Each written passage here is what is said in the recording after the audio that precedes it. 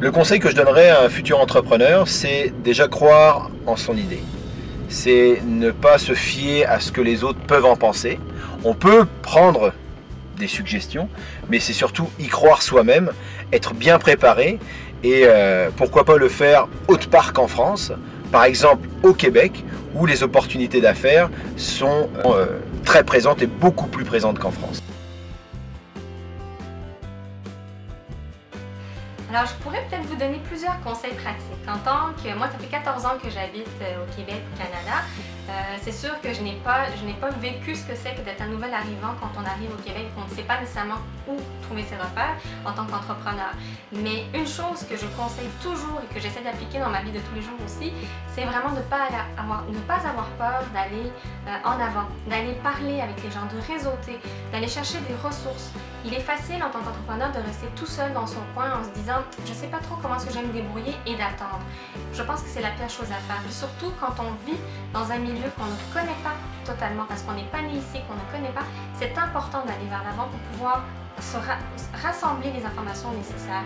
Il y a énormément de ressources pour les entrepreneurs au Québec. On sous-estime justement ces ressources parce qu'on ne les connaît pas. Et mon conseil vraiment pratico-pratique, c'est n'ayez pas peur de poser des questions, cognez aux portes, rencontrez des Québécois, trouvez-vous un mentor s'il le faut pour être capable de pouvoir percer le marché, de pouvoir le comprendre et surtout de s'entraider.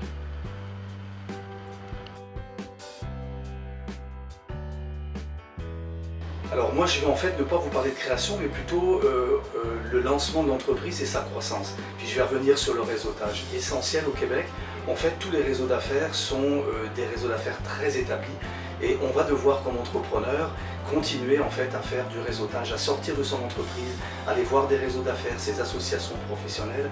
Il faut percevoir le réseautage très différent de ce qu'on fait en Europe. C'est l'occasion de rencontrer des gens. On appelle ça ici 5 à 7. Alors c'est un terme un peu particulier.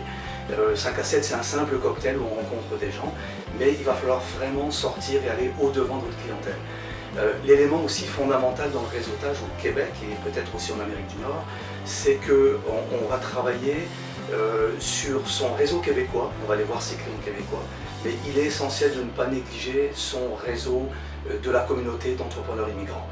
Moi je dis souvent c'est une règle de 80-20, faire 80% de réseau québécois c'est bien, garder 20% d'un réseau d'immigrants de votre pays d'origine ou d'autres pays parce que vous allez confronter des expériences, entendre des succès, des échecs et en fait vous permettre de mieux développer vos affaires et votre clientèle.